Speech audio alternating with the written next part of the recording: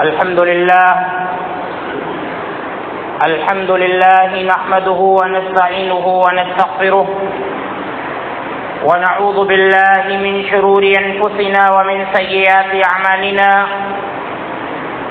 من يهده الله فلا مضل له ومن يضلل فلا هادي له وأشهد أن لا إله إلا الله وحده لا شريك له وأشهد أن محمدا عبده ورسوله أما بعد فإن خير الحديث كتاب الله وخير الهدي هدي محمد صلى الله عليه وسلم وشر الأمور محدثاتها وكل محدثة بدعة وكل بدعة ضلالة وكل ضلالة في النار.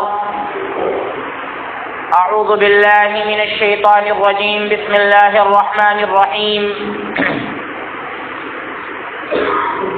إنما مثل الحياة الدنيا كماء أنزلناه من السماء فاختلط به نبات الأرض مما يأكل الناس والأنعام حتى إذا أخذت الأرض زخرفها وزينت وظن أهلها أنهم قادرون عليها أتاها أمرنا ليلا أو نهارا فجعلناها حصيدا كأن لم تغن بالأمس كذلك نفصل الآيات لقوم يتفكرون.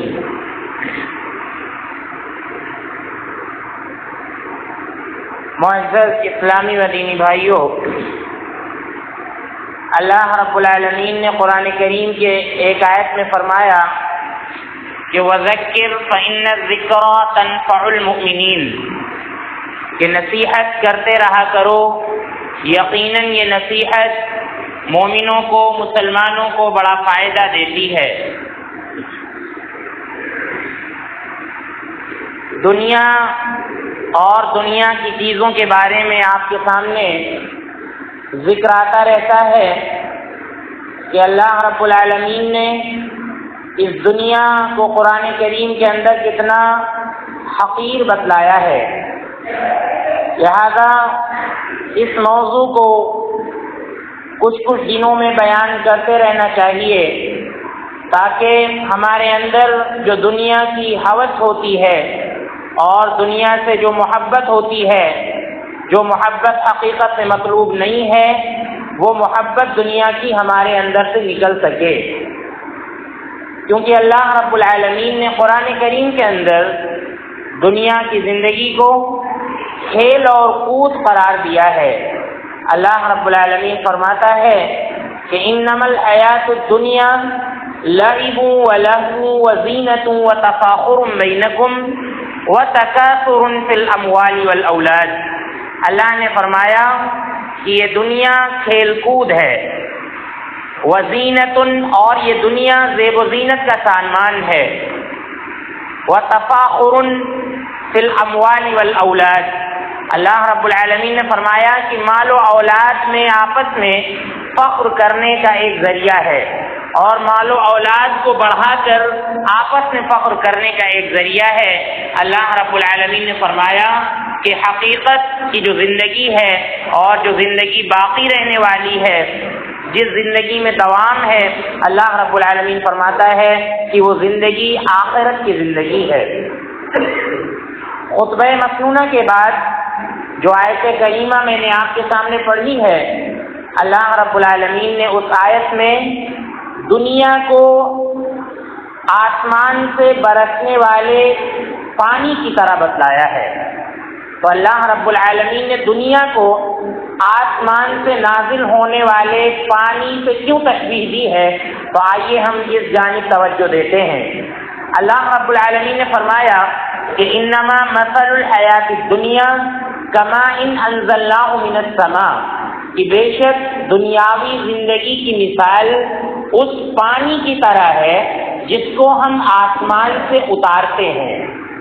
آپ دیکھیں پانی کے اندر جس طرح سے قرار نہیں ہوتا ہے، ٹھہراؤ نہیں ہوتا ہے، اسی طرح دنیا کے حالات میں بھی ٹھہراؤ نہیں ہوتا ہے.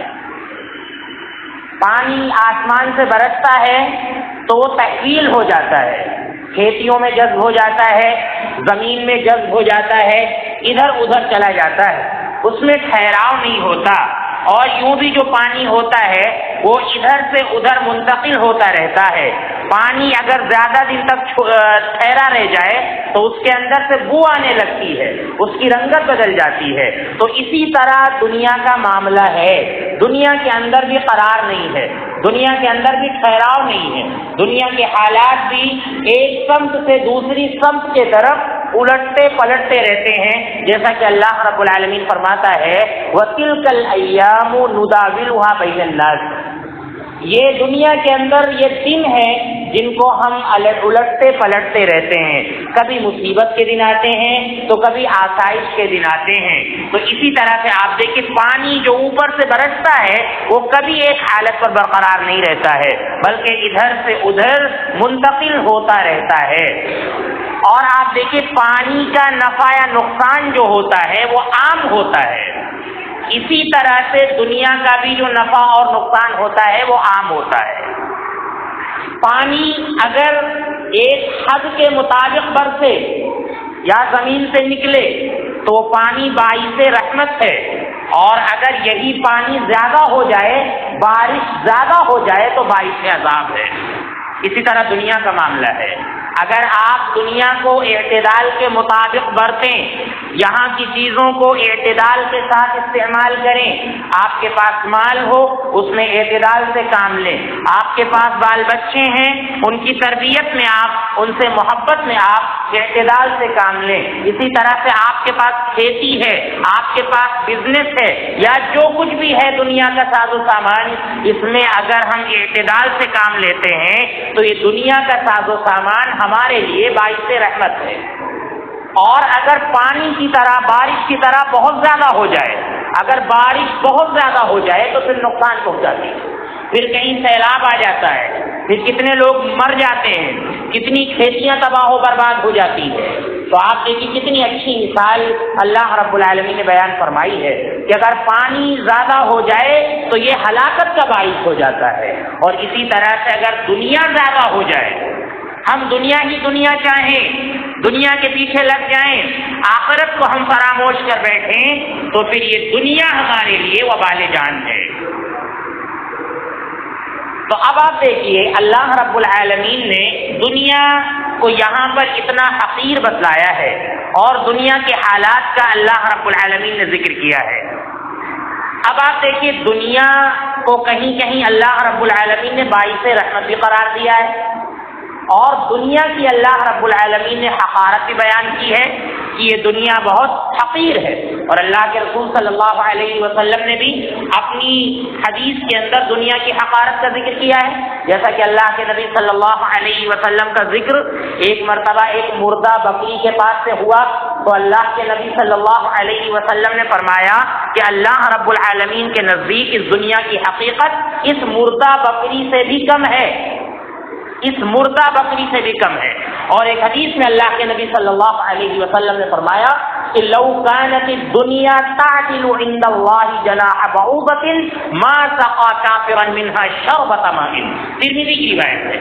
اللہ کے نبی صلی اللہ علیہ وسلم نے فرمایا کہ اگر دنیا کی حقیقت اللہ رب العالمین کے نزدیک ایک مچھر کے پر کے برابر بھی ہوتی تو اللہ رب العالمین کسی کافر کو اس دنیا میں ایک گھونٹ پانی بھی نہ دیتا پینے کے لیے۔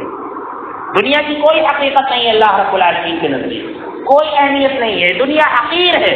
اسی لیے دنیا کے اندر جو اللہ رب العالمین کے دشمن ہوتے ہیں، اللہ رب العالمین کے انکاری ہوتے ہیں، اور جو مسلمانوں کے دشمن ہوتے ہیں، جو قرآن کریم کے دشمن ہوتے ہیں، قرآن کریم کی آیتوں کے دشمن ہوتے ہیں، اللہ رب العالمین بھی ان کو عیش کی زندگی عطا فرماتا ہے۔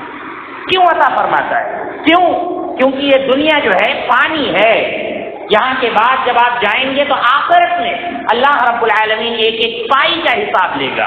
تو اسی لیے اللہ رب العالمین دنیا کے اندر کافروں کو بھی عیش و تنعم کی زندگی عطا کرتا ہے، بلکہ اللہ رب العالمین مسلمانوں سے زیادہ اور ایمان والوں سے زیادہ اللہ رب العالمین کبھی کبھی کسی کافر کو اور اپنے دشمن کو نواز دیتا ہے، اسی لیے کیونکہ اللہ رب العالمین کے یہاں اس دنیا کی حقیقت مچھر کے پر کے برابر بھی نہیں ہے. اللہ کے نبی صلی اللہ علیہ وسلم نے فرمایا، اور اگر مچھر کے پر کے برابر بھی دنیا کی حقیقت ہوتی تو اللہ رب العالمین کسی کافر کو اس دنیا کا ایک گھونٹ پانی نہ دیتا. تو یہ حقیقت ہے اللہ رب العالمین کے یہاں دنیا کی. تو آپ دیکھیے، تو اس سے پتہ چلا کہ آخرت کے مقابل میں یہ دنیا بہت حقیر ہے. آخرت کی جو نعمتیں ہوں گی اور آخرت کی جو زندگی ہوگی اور جنت کی جو نعمتیں ہوں گی، وہاں کا جو آرام ہوگا، وہاں کی جو آسائش ہوگی اور وہاں کے جو پھل ہوں گے، وہاں کی جو حوریں ہوں گی، دنیا کے مقابل میں وہ کہیں زیادہ کوئی مقابلہ نہیں ہے ان سے دنیا کا. تو اس ناحیے سے دنیا بڑی حقیر ہے آخرت کے مقابل میں.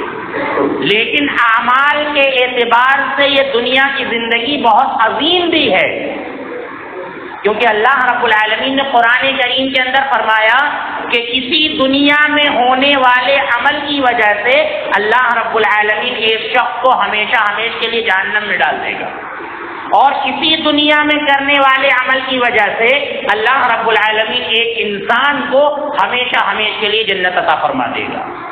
اللہ رب العالمین نے فرمایا کہ انہ من یشرک باللہ فقد حرم اللہ علیہ الجنہ ومأواہ النار، کہ اس دنیا کے اندر جو شخص شرک کرتا ہے اللہ رب العالمین نے اس کو جنت پر حرام قرار دیا ہے اور اس کا ٹھکانہ جہنم ہے، اور ظالموں کا کوئی مددگار نہیں ہوگا.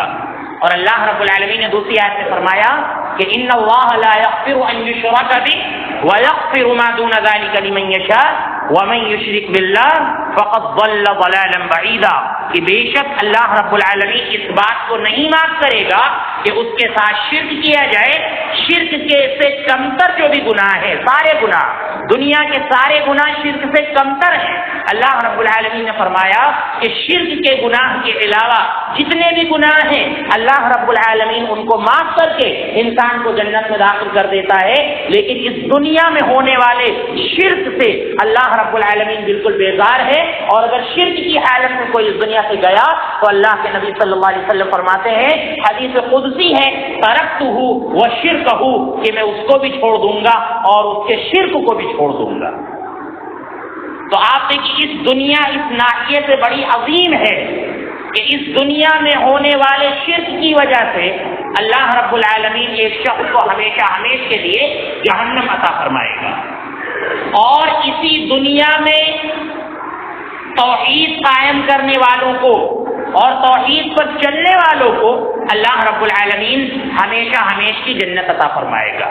جیسا کہ اللہ رب العالمین نے کئی ایک مقامات پر ایمان والوں کا ذکر کیا ہے، اور اللہ رب العالمین نے فرمایا کہ الذین آمنوا ولم یلبسوا ایمانہم بظلم اولئک لہم الامن وہم مہتدون، کہ بے شک جو لوگ ایمان لائے اور اپنے ایمان کو ظلم سے نہیں ملایا، اپنے ایمان کو ظلم سے نہیں ملایا، اللہ رب العالمین فرماتا ہے ایسے ہی لوگوں کے لیے امن ہے اور یہی لوگ ہدایت یافتہ ہیں.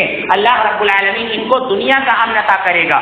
دنیا میں امن عطا نہ ہوا تو اللہ رب العالمین ایمان والوں کو آخرت میں امن ضرور عطا کرے گا، اور اللہ رب العالمین نے فرمایا کہ یہی لوگ ہدایت یافتہ ہیں، یہی لوگ ہدایت یافتہ ہیں.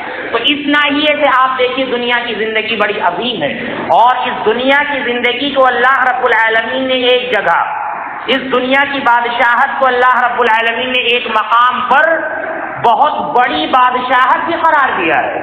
یہ دنیا کے اندر اللہ رب العالمین بہت بڑی بڑی بادشاہتیں بھی عطا فرماتا ہے. سلیمان علیہ السلام کے ذمے میں اللہ رب العالمین نے ذکر کیا کہ کتنی بڑی بادشاہت اللہ رب العالمین نے ان کو عطا فرمائی تھی، لیکن پوری بادشاہت انہوں نے اللہ رب العالمین کی اطاعت میں کی، جو حکمرانی وہ کرتے تھے اللہ رب العالمین کی اطاعت میں کرتے تھے. اور آپ دیکھیں اللہ رب العالمین فرماتا ہے کہ ام یحسدون الناس علی ما آتاهم اللہ من فضلہ فقد آتینا آل ابراہیم الکتاب والحکمہ وآتیناہم ملکا عظیما، کہ ہم نے ابراہیم کو اور آل ابراہیم کو ہم نے حکمت عطا فرمائی اور اس دنیا کے اندر بڑی بادشاہت ہم نے عطا فرمائی. تو ان لوگوں کو حسد نہیں کرنا چاہیے.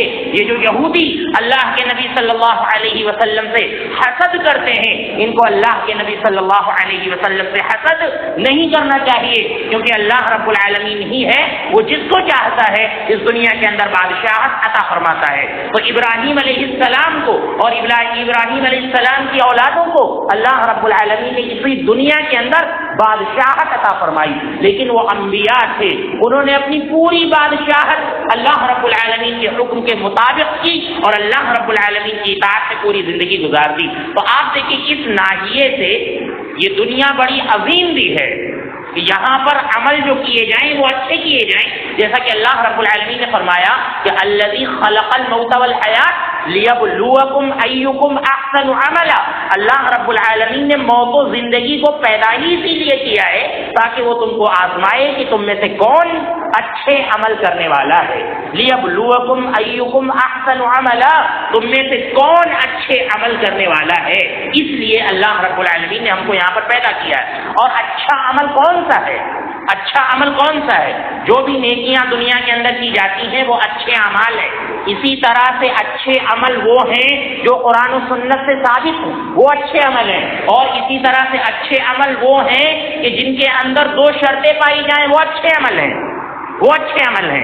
کتنے بھی اچھے عمل ہوں، اگر اس کے اندر دو شرطیں نہیں پائی جا رہی ہیں تو خواہ وہ کتنا ہی اچھا عمل ہو اللہ رب العالمین کے یہاں وہ مقبول نہیں ہو سکتا ہے دنیا کا عمل. تو وہ کون سی شرطیں؟ سب سے پہلے یہ کہ ہمارے عمل کے اندر اخلاص ہو، للہیت ہو. جو عمل ہم کر رہے ہیں وہ خالص اللہ رب العالمین کے لیے کیا جائے، یہ عمل کی قبولیت کی سب سے پہلی شرط ہے. اور جب ہمارے عمل کے اندر اخلاص ہوگا تو ہمارے عمل میں خشوع و خضوع پیدا ہوگا. نماز کے اندر آپ اخلاص پیدا کریے، آپ کی نماز میں خشوع و خضوع پیدا ہوگا. اگر آپ بوجھ سمجھ کر اس دنیا کی نماز کو پڑھیں گے تو اللہ رب العالمین جو ہے اس کے اندر خشوع و خضوع نہیں عطا فرمائے گا. تو کسی بھی عمل کی قبولیت کے لیے پہلی شرط یہ ہے کہ وہ عمل جو ہے اللہ رب العالمین کے لیے کیا جائے. اگر راستے سے ایک تکلیف دہ چیز بھی آپ ہٹا رہے ہیں تو نیت یہ ہو کہ اللہ رب العالمین یہ تکلیف دہ چیز ہٹانے کی وجہ سے ہم کو ثواب عطا فرمائے گا، یہ نیت ہو. اسی طرح سے اگلی جو شرط ہے عمل کی قبولیت کی، متابعت رسول، اللہ کے رسول صلی اللہ علیہ وسلم کی پیروی ضروری ہے. اگر اس دنیا کا کوئی بھی عمل اللہ کے رسول صلی اللہ علیہ وسلم کی پیروی میں نہیں کیا گیا تو پھر وہ عمل چاہے جتنا اچھا ہو اللہ رب العالمین کو ایسے عمل کی ضرورت نہیں ہے.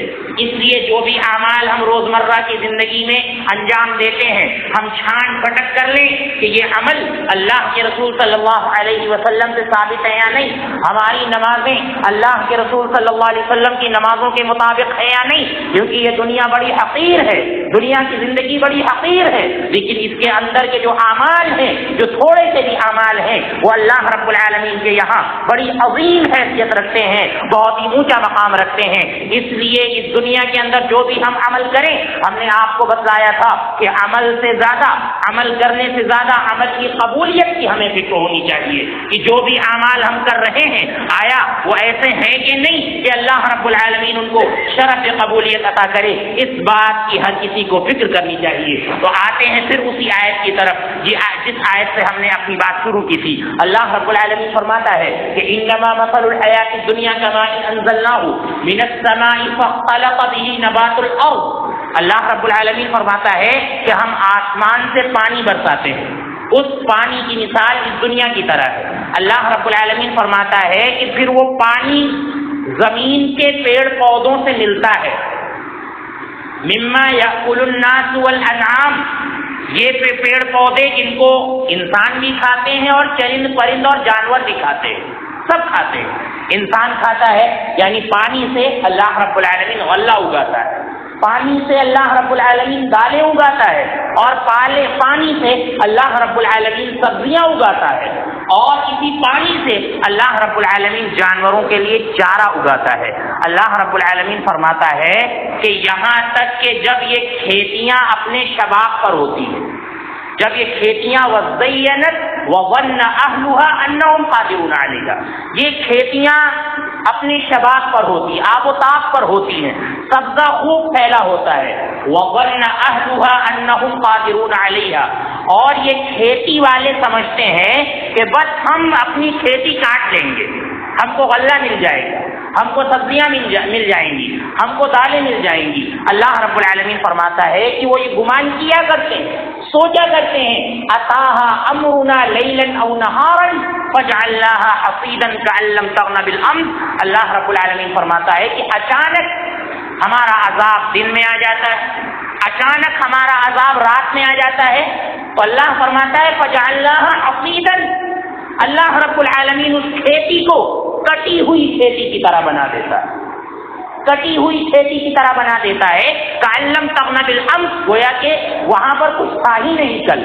اس طرح سے اللہ رب العالمین اس کھیتی کو بنا دیتا ہے۔ آپ سمجھیے اس بات کو، کتنی اچھی اللہ رب العالمین نے مثال دی ہے کہ اس دنیا کے اندر انسان پیدا ہوتا ہے، اس دنیا کے اندر انسان پیدا ہوتا ہے، جس طرح سے کھیتی نمودار ہوتی ہے، اس کے بعد یہ انسان پروان چڑھتا ہے، جس طرح سے کھیتی پروان چڑھتی ہے، ایک وقت آتا ہے کہ انسان کو اللہ رب العالمین خوب مال و دولت عطا فرماتا ہے، جس طرح سے اللہ رب العالمین کھیتی کو شادابی عطا فرماتا ہے، سبزہ عطا فرماتا ہے، کھیتی بالکل شباب پر ہوتی ہے، انسان سوچتا ہے کہ ہم بالکل کاٹ لیں گے، اور اسی طرح سے انسان بھی بالکل شباب پر ہوتا ہے، اللہ رب العالمین اس کو اچھا سا گھر عطا فرما دیتا ہے، اللہ رب العالمین اسے اچھا کھانا عطا فرما دیتا ہے، اللہ رب العالمین اس کو اچھا رہن سہن عطا فرما دیتا ہے، اللہ رب العالمین اس کو اچھی گاڑی عطا فرما دیتا ہے، الغرض آسائش کا سارا سامان اللہ رب العالمین اس کو عطا فرما دیتا ہے۔ لیکن اللہ رب العالمین کا جب عذاب آتا ہے یا اللہ رب العالمین کی جب پکڑ آتی ہے تو اللہ رب العالمین کا ایسا بھی عذاب آیا ہے کہ پورے کے پورے علاقے تباہ و برباد ہو گئے۔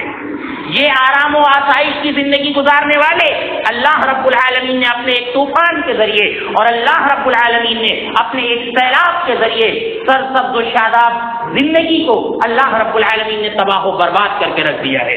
یہی مثال ہے ہماری اور آپ کی۔ آپ دیکھ لیجئے حادثات کتنے عام ہیں، ایک نوجوان کس طرح سے طراق کے ساتھ بالکل گھومتا ہے، گاڑیاں چلاتا ہے، ایکسیڈنٹ کا شکار ہو جاتا ہے، اللہ رب العالمین کو پیارا ہو جاتا ہے، پورے کے پورے خاندان گاڑی سے جا رہے ہوتے ہیں، ایکسیڈنٹ ہوتا ہے، نوجوان بچے، معصوم بچیاں، معصوم بچے تباہ و برباد ہو جاتے ہیں، ہلاک ہو جاتے ہیں۔ تو اسی طرح اللہ رب العالمین فرماتا ہے کہ اس دنیا کی مثال ہے بالکل آسمان کے پانی کی طرح، جس طرح پانی اس دنیا کو سرسبز و شادابی عطا کرتا ہے، اسی طرح اللہ رب العالمین بھی انسان کو پروان چڑھاتا ہے۔ لیکن کب اللہ رب العالمین کا عذاب آ جائے اور ہم کو تباہ و برباد کر دے، اللہ رب العالمین کے عذاب کا کوئی ٹھکانہ نہیں ہے۔ اس لیے میرے بھائیوں، اس دنیا کی حقیقت کو سمجھنا چاہیے۔ بس اس دنیا کا جو مقصد ہے، ہمیں اور آپ کو پیدا کرنے کا جو مقصد ہے وہ اچھے عمل، بس اچھے عمل، اس کے سوا کچھ نہیں۔ اچھے عمل کریں اس دنیا کے اندر، اور سب سے بڑا جو اچھا عمل ہے اس کو سب سے پہلے کریں، باقی اعمال اس کے بعد کریں۔ سب سے بڑا اچھا عمل جو ہے وہ اللہ رب العالمین کی معرفت ہے۔ اللہ رب العالمین کو پہچان کر اس حقیر سی دنیا میں اللہ رب العالمین کے مقام، اس کے مرتبے کو اور اس کے رتبے کو جان لیا جائے۔ سب سے زیادہ کفے افسوس وہی انسان ملے گا جو اس دنیا کے اندر اللہ رب العالمین کے مقام کو، اللہ رب العالمین کے مرتبے کو نہ سمجھ پایا ہوگا، یعنی توحید والی زندگی نہ گزاری ہوگی۔ سب سے زیادہ اللہ رب العالمین کے ہاں وہی انسان کفے افسوس ملے گا۔ تو سب سے بڑا اچھا عمل جو ہے وہ توحید ہے، اور اس کے بعد اچھے عمل بہت سے ہیں دنیا کے اندر۔ ایک مرتبہ اللہ کے رسول صلی اللہ علیہ وسلم نے تقریباً 40 اچھے اعمال کا ذکر کیا، صحابہ کرام کہہ رہے تھے کہ ہمیں ایسا لگ رہا تھا کہ اللہ کے نبی صلی اللہ علیہ وسلم بیان کرتے جائیں گے. بہت سے اعمال کا اللہ کے رسول صلی اللہ علیہ وسلم نے ذکر کیا اور حدیث کے اندر اللہ کے رسول صلی اللہ علیہ وسلم نے فرما دیا کہ الایمان بضع وسبعون شعبۃ افضلها قول لا الہ الا اللہ، کہ ایمان کے 70 سے زیادہ شعبے ہیں، ایمان کی شاخیں 70 سے زیادہ ہیں. ان میں سب سے اہم شاخ یہ ہے کہ انسان لا الہ الا اللہ کو سمجھ لے، لا الہ الا اللہ کہہ لے، لا الہ الا اللہ کے مقام کو سمجھ لے، لا الہ الا اللہ کے ترجمے کو سمجھ لے، لا الہ الا اللہ کے معنی اور مفہوم کو اور اس کی تفسیر کو سمجھ لے. سب سے افضل یہ ہے، اللہ کے نبی صلی اللہ علیہ وسلم نے فرمایا ادناہا اماطۃ الاذی عن الطریق، اور سب سے ادنا اسلام کی شاخ یہ ہے کہ راستے سے تکلیف دہ چیز ہٹا دی جائے، یہ اسلام کی سب سے ادنا کی شاخ ہے.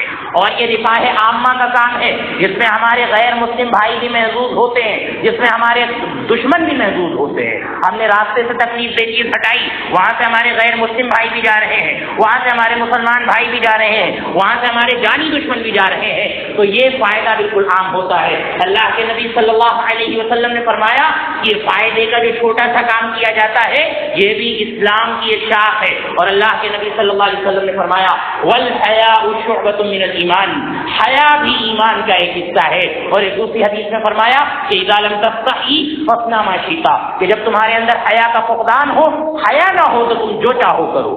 حیا ہی ہے جو انسان کو ننگے پن سے روکتی ہے، عریانی سے روکتی ہے اور جو بے حیائی سے روکتی ہے.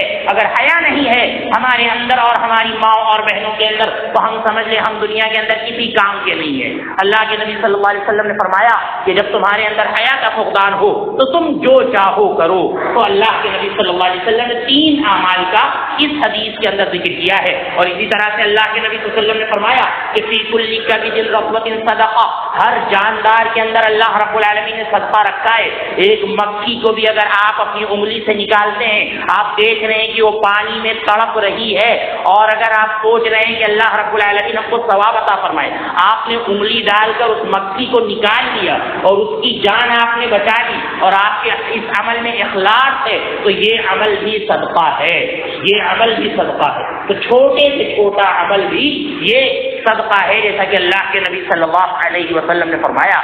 لہذا میرے بھائیوں، اس دنیا کی حقارت کو سب سے پہلے ہم سمجھیں کہ یہ دنیا کتنی حقیر ہے. اللہ رب العالمین نے اس کو کھیل کود قرار دیا ہے، آپس میں فخر کا ذریعہ قرار دیا ہے، آپس میں ایک دوسرے سے آگے بڑھنے کا ذریعہ قرار دیا ہے. اور اللہ رب العالمین نے اس دنیا کو بہت حقیر بتلایا ہے. اور اللہ کے نبی صلی اللہ علیہ وسلم نے جیسا کہ بتلایا کہ مردہ بکری سے بھی کم اس دنیا کی حیثیت ہے اللہ رب العالمین کے نزدیک. تو اس دنیا کی حقارت کو سمجھیں اور اس کے بعد اعمال کے لحاظ سے اس دنیا کی عظمت کو سمجھیں کہ 1 گھنٹے کی بھی زندگی اس دنیا کے اندر ہماری بڑی عظیم ہے، بہت اہمیت رکھتی ہے نیک عمل اور برے عمل کی حیثیت سے. اگر ہم نے برا عمل کر لیا شرک جیسا تو 1 گھنٹے کی زندگی کی وجہ سے اللہ رب العالمین ہمیں ہمیشہ کے لیے جہنم میں داخل کر دے گا. اور اگر ہم نے نیک عمل کر لیا 1 گھنٹے میں، اگر ہم نے توبہ کر لی اللہ رب العالمین سے، شرک سے ہم نے توبہ کر لی اور اس کے بعد پچھلی زندگی سے ہم نے توبہ کر لیا، ہم صحیح ہو گئے اور سدھر گئے، تو اللہ رب العالمین اسی پل بھر کی زندگی میں ہمیں ہمیشہ کی زندگی عطا فرمائے گا. تو ان باتوں کا ہمیں خیال کرنا چاہیے اور دنیا کے تعلق سے ہمیں ہوشیار رہنا چاہیے اور اس دنیا میں کیے جانے والے جو عمل ہیں ان کی اہمیت کو ہمیں سمجھنا چاہیے. اور بس اس دنیا میں جو زندگی گزارنے کا مقصد ہے وہ یہ کہ ہم اس دنیا کے اندر اچھے عمل کریں اور ان اچھے اعمال کے ساتھ جب اللہ رب العالمین کی رحمت شامل حال رہے گی تو اللہ کے نبی صلی اللہ علیہ وسلم نے فرمایا کہ ایسے شخص کو اللہ رب العالمین ضرور جنت عطا فرمائے گا. اللہ رب العزت ہمیں ان باتوں کو سمجھنے کی اور ان پر عمل کرنے کی توفیق عطا فرمائے. اللہ رب العالمین ہمیں دنیا کی حقارت اور دنیا کی عظمت کو سمجھ کر اس کے مطابق زندگی گزارنے کی توفیق عطا فرمائے. اللہ رب العالمین ہمیں اس دنیا میں زیادہ سے زیادہ نیک اعمال کرنے کی توفیق عطا فرمائے. اللہ جن بھائیوں نے دعا کی گزارش کی ہے ان کی تمام جائز تمناؤں کو قبول فرما. اگر وہ بیمار ہیں تو انہیں شفا کاملہ عاجلہ عطا فرما. اللہ ہمارے والدین پر رحم فرما. اللہ ہمارے بوڑھے لوگوں پر رحم فرما. اللہ تمام مسلمانان عالم پر رحم فرما. اللہ جب تک ہمیں اس دنیا میں رکھی